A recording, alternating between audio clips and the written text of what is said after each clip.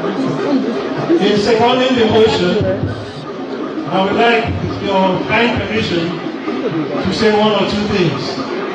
First, Anioma no dey carry last. When you look at our population of nearly 2 million, we pass some countries for the whole world. There are countries with less population. When you look at our land area, about 6,300 square kilometers, we are bigger than some countries in this world, not to talk about some states. So we have what it takes. The other thing, we have heard that this is the oldest state creation movement in the country. And people are saying 50 years, 50 years. That is because they are tracing it back to the Ibifkefe panel in the 70s. But actually, as far back as the 60s, there had been movement for Asaba and their board divisions to be excised and have a province of their own out of the old western region. So you can say this movement has been on for about 70 years. If something has been on for about 70 years, it's painful. It's painful if somebody, one of us, will come out and say it is a political stunt. It is not. And I'm sure you all agree with me that it is not a political stunt. And we want to thank our distinguished senator. He has acknowledged, he has acknowledged that he did not start it, but he is confident that he will finish it. And by the grace of God, he will finish it. Now, one of the key issues of debate has been the Southeast question. I want to say, it did not start today as well. If you go back to the proceedings of the Constituent Assembly and all the minutes of the previous state creation committees, you will see it has been proposed in the past that Anioma should be part of the Southeast in the creation of new states. So let us not allow that to spoil our movement. One or two points before I finish. First,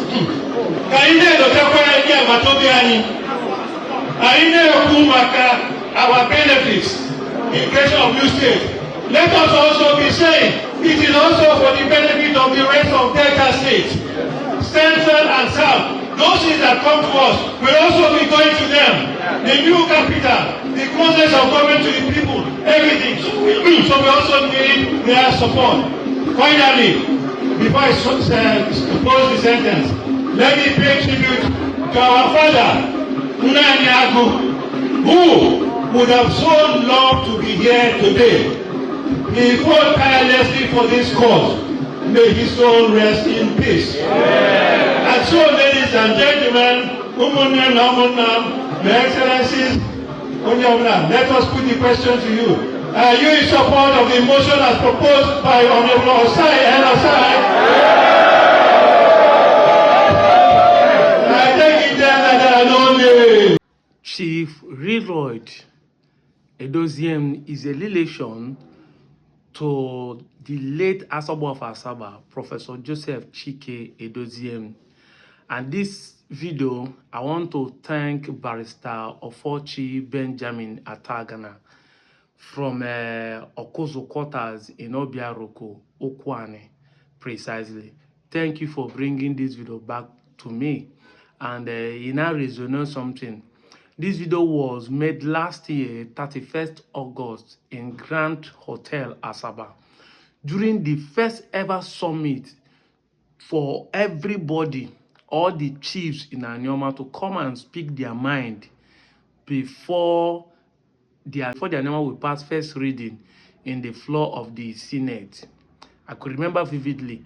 And it was only Asaba of Asaba that didn't attend this particular event, because in this event, the Den of Abo attended wearing green and speak to support the Anioma state creation. So when people are saying that they didn't consult them, I'll be wondering why they didn't consult them. And the excuse they gave that make Asaba not attend is that as of that time, this President Asaba have not been crowned, or he has been crowned, but it's not yet time for it to start coming out, because this man represents the palace of the Asaba of Asaba.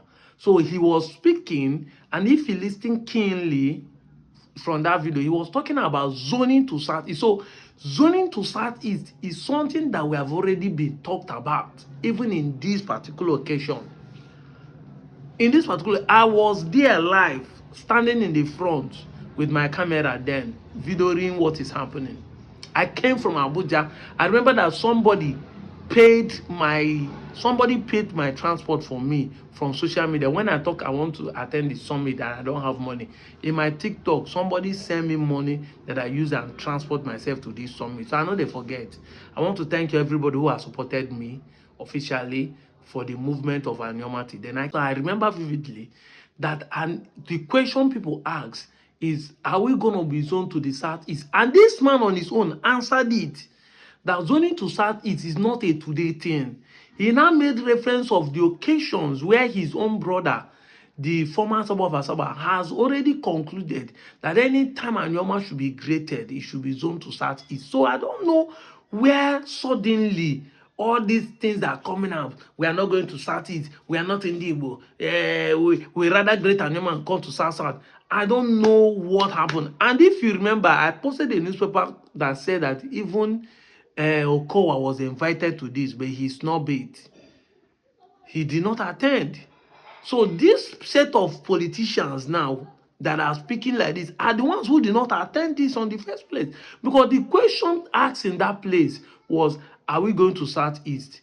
Are we going to be so and so? Is the capital going to be here? The reason why the capital issue came up is that if Anioma people from the day one have accepted to create Anioma and zone to be Southeast, nobody will be talking about whether it's going to be Anioma or whether it's, the capital will be Olo, or whether they will change the capital as from Asaba. Because I remember vividly again that the interviews that Ned Nwoko has been granted for whether TVC channels and all this, he keep telling people that Anioma is already ready to go as a state because we already have a capital. We said it in one of our videos that there are two capitals in Delta State as I'm talking to you, Warri and Asaba. Why do we say it's two capitals? Because the two cities has everything that the capital need to have. There's an airport in Warri, there's an airport in Asaba. The size might be different, but that is the truth. There's a stadium in Warri, there's a stadium in Asaba. Standard. So there's a TV station in Asaba, broadcasting station that's Warri owned. So everything you think is in Asaba, is in Warri already. And that's why the man was speaking in this place. He also saying that, remember our own brothers, that is going to be a win-win. That if Anioma is created, the Warri people also have their own place. So it's a win-win. That was what this man was saying. So all those things, questions were asked. And the first person answered the question before him now second it. Is even the second statement that he was trying to second what the first person said before Ned Nwoko finalized everything on that floor. They were all standing on the floor. They were even on the podium. They came down. They left some kings on the podium and they came down to the level everybody, and they were asking questions. People were picking mic, talking, asking questions, they were answering because everybody wanted to know. And kings that attended that day are not small kings. I said even the den of Abo was there. The only reason why Asaba did not attend is because either he was just coronated newly and not ready to be start going out, or he was still in the process of coronation. That was the only reason. I remember this date, August 31st. A filled hall, upstairs and downstairs, because the hall, even students, Delta State University students, the Anioma youth came. They were up shouting. They were the ones singing alongside a jog to Ned Nwoko, say he was doing a great work. But suddenly, after all these things, just within 1 year, everybody started looking at it from another angle. They didn't consult us. You were not Igbo. They didn't do this. Because some people now feel like, and if you remember vividly, they were thinking it was a political stunt. If you remember, just analyzing this video, you will now understand what plays out after this summit. Because they were thinking it's a political stunt. Then Nwoko just wanted to do it so that he can cash out. He's not doing anything for the people. And that's what people were insulting me and my crew. Saying Nwoko is trying to use it to cash out. He's trying to do this. Nobody will create a state. This and that and that. You are just social media noisemakers. They never knew that it will become a reality. That's why some of them didn't want to take it serious. This man answered the question, say, it's not a political stunt. It is something that we have been fighting for 70 years. He said it here. So today, you now wake up in the morning and see people now saying a lot of things. People that doesn't even know where it started from, that doesn't know the history, that didn't attend meeting, where questions and questions were thrown and everybody answered. You hear the man saying, those that are in support should say, hey, and all of them say, hey, we are in support. Then at the end of the day, what changes? Because I even saw this man when they were protesting that Asaba. Yes, I understand that one, that he's protesting that Asaba should remain the capital. But you guys made it look so, because none of you from the Asaba people spoke to the Asaba when he was making that statement, that he was telling Edmoko that if Asaba should be graded, he should remain in Sasa. None of you come and challenge him. Abi, you people don't speak the same mouth. You people cannot talk to your king. Then the next thing he says is the Galaman. Why do you think that after all those incitement statements, people will not comfortably come and tell him, say, we will grade the state and leave Asaba as capital? That's it. Or they will not drag the capital to go to Olu. We are not even asking for that. But me, like I said, all I want is the state. Even if the state capital will be in Olu, I don't care.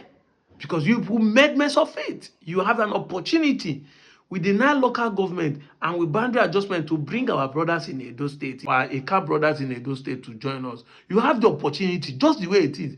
You started playing politics. You started throwing tartan. You started insulting the Southeastern Igbo as if you are doing them anything. There is nothing the Anioma state will benefit the Southeastern Igbo. The only thing is that the political landscape and the political number will change. The Southeast will, in quote, have 18 senators now, have more House of Rep, have more local government in case FAC want to share money. Because now they have 95 local government in the Southeast. So if they add our own to say we are Southeast, they add the local government, the money that will be coming from FAC for local government will now be more, because I steady time with that number that FAC share money according to local government. Definitely, we are not going to remain 9 local government. We are going to, if care is not taking more than 5, 6, 7 to 8 local government, join to one we are. So once we have there, some people village will become a local government headquarter. Some people that are having one local government can be shared into 2, and development, like I said, will come closer to the people. So we're gonna have more people going to become local government chairman, and some villages will become local government headquarters, making development and bringing infrastructure and government presence to the people, with hospital, with good police station, with good education, with good schools, with all those facilities will now start coming closer. We know that Nigeria is slow in developing, but at least you can't use what is in Iseluku to compare what is in Ezi. You can't use what is in that. I'm talking of where the headquarters is. You can't use what is in Abo to compare what is in Akomaze, because this is a headquarter local government. You can't use it to compare. So if they bring local government to your place, it helps your place to develop. But all of you are playing politics. Politics of self-hate. Because I keep saying it, you hate yourself thinking you hate in Southeastern Igbos. That is the truth. God naturally made you Igbo. Naturally. Nobody forced your father, your mother to give you the name they gave to you. Nobody forced you to be born where you are born. You didn't choose your parents, you didn't choose your village, you didn't choose your language, you didn't choose your height, you didn't choose your color, you didn't choose your gender, you didn't choose anything. If by choice, many of us won't choose Nigeria to be born in. Now we came out because of what you hear them say, you are not denying your God-given identity. Doesn't make sense. If care is not taken, if Nigeria used to be US, some of you who are denying the identity are those who are going to deny that you are not a man or you are not a woman. You start saying you are not a human being. We are lucky that we are just in Nigeria where those things are not trendy. But if you are laughing those who are having gender crisis, in abroad, don't you see that you are not different? Because you also have an identity crisis. I'm out of here, John.